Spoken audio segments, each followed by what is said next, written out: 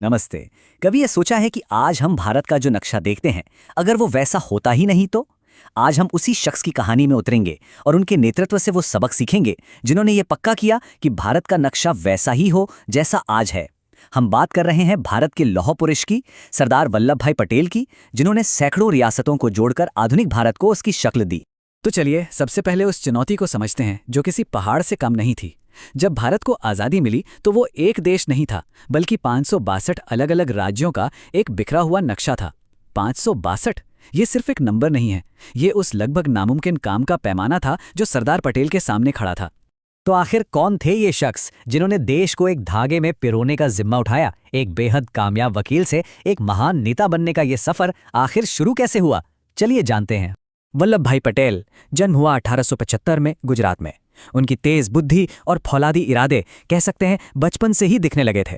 आप अंदाजा लगाइए, उन्होंने इंग्लैंड में 36 महीने का मुश्किल लॉ कोर्स सिर्फ 30 महीने में ही पूरा कर लिया, और जब वो भारत लौटे तो अहमदाबाद के टॉप वकीलों में गिने जाने लगे, अपने काम के पक्के और माहिर। लेकिन फिर उनकी जिंदगी में आया साल 1917, एक ऐसा मोड़ जो उनकी कहानी को हमेशा हमेशा के लिए बदलने वाला था। उनकी मुलाकात हुई महात्मा गांधी से, और बस वो एक मुलाकात उनकी पूरी जिंदगी की दिशा बदलने के लिए काफी थी। गांधी जी के विचारों से वो इतने प्रेरित हुए कि उन्होंने वो फैसला लिया जो कोई सोच भी नहीं सकता। अपना चमकता हुआ कानूनी करियर, शोहरत, पैसा सब कुछ छोड़ दिया और खुद को पूरी तरह से भारत की आज़ादी की लड़ाई में झोंक दिया। ये एक बहुत बहुत बड़ा बलिदान था। तो एक कामयाब वकील से स्वतंत्रता सेनानी तो वो बन गए, लेकिन उन्होंने अपने नेतृत्व का लोहा कैसे मनवाया? उन्हें सरदार क्यों कहा जाने लगा? देखिए, ये उपाधि उन्हें किसी ने तोहफे में नहीं दी, उन्होंने इसे कमाया था, जमीन पर लोगों के बीच काम करके।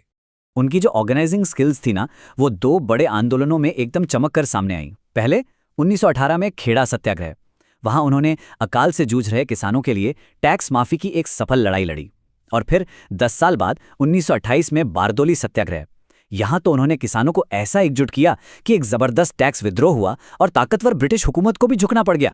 और बारदोली की उसी ऐतिहासिक जीत के बाद वहां की महिलाओं ने उन्हें सरदार की उपाधि दी। सरदार यानी मुखिया या नेता। ये सिर्फ एक नाम नहीं था, ये उनके नेतृत्व पर लोगों के अटूट विश्वास की एक मोहर थी। अब हम कहानी के उस मोड़ पर आते हैं जहां इतिहास लिखा जाना था। भारत आजाद तो हो गया था, लेकिन बिखरा हुआ था, और सरदार पटेल के सामने थी उनकी जिंदगी की सबसे बड़ी और शायद सबसे नामुमकिन लगने वाली चुनौती, एक टूटे हुए देश को एक करना। जरा इन आंकड़ों पर एक नजर डालिए। 1947 में 11 ब्रिटिश प्रांत तो सीधे सीधे भारत का हिस्सा बन गए, ठीक है, लेकिन 562 रियासतों को यह चॉइस दी गई थी कि या तो आप भारत में शामिल हों, या पाकिस्तान में, या फिर आजाद रहें। सोचिए, यह भारत के वजूद के लिए कितना बड़ा खतरा था। तो इस नामुमकिन काम को मुमकिन बनाने के लिए सरदार पटेल ने एक कमाल की 3 तरफा रणनीति अपनाई। पहला कदम सूझबूझ और बातचीत, दूसरा कदम कूटनीति यानी डिप्लोमेसी, और तीसरा, जब और कोई रास्ता ना बचे तो निर्णायक सैन्य बल का इस्तेमाल। वो जानते था कि किस ताले को किस चाबी से खोलना है, और उनकी ये रणनीति जबरदस्त काम कर गई। ज्यादातर रियासतें तो शांति से बातचीत के जरिए भारत में शामिल हो गई। जूनागढ़ में जब वहां का नवाब भाग गया तो लोगों से पूछा गया और उन्होंने भारत को चुना। ये थी कूटनीति। और हैदराबाद जैसे मामले में जब बात नहीं बनी तो ऑपरेशन पोलो जैसी सैन्य कार्रवाई करनी पड़ी। ये था उनका निर्णायक बल, हर चुनौती का एक सदा हुआ जवाब। तो इन सारी कोशिशों का नतीजा क्या निकला?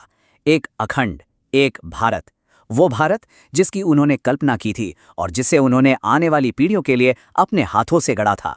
उनके इसी असाधारण मॉन्यूमेंटल काम के लिए उन्हें भारत का बिस्मार्क भी कहा जाता है।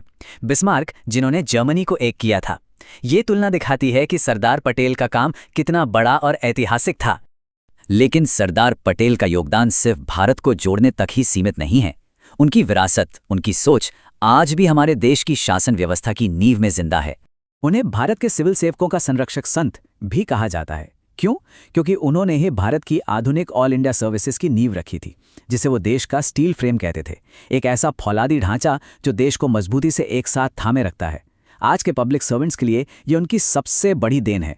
जी हाँ, उन्होंने ही इंडियन एडमिनिस्ट्रेटिव सर्विस यानी आईएएस और इंडियन पुलिस सर्विस यानी आईपीएस का ढांचा तैयार किया। इतना ही नहीं, संविधान सभा में उन्होंने बहुत ज़रूरी कमेटियों की अध्यक्षता की और संविधान में हमारे मौलिक अधिकारों को बनवाने और उन्हें सुरक्षित करने में बहुत बड़ी भूमिका निभाई। अगर आसान शब्दों में कहें तो उन्होंने हमें एक अखंड भारत दिया। आज हम जिस देश पर गर्व करते हैं उसकी नींव में सरदार पटेल का पसीना और उनका बलिदान है। और अब जाते जाते एक सवाल जिस पे सोचना बनता है, सरदार पटेल के नेतृत्व के ये 3 गुण, सूझबूझ, कूटनीति और निर्णायकता, आज के पब्लिक सर्विस में इन तीनों में से किस गुण की सबसे ज्यादा जरूरत है? इस पर विचार जरूर कीजिएगा। अगर आपको ये जानकारी पसंद आई तो वीडियो को लाइक करें, शेयर करें और चैनल को सब्सक्राइब करना ना भूलें।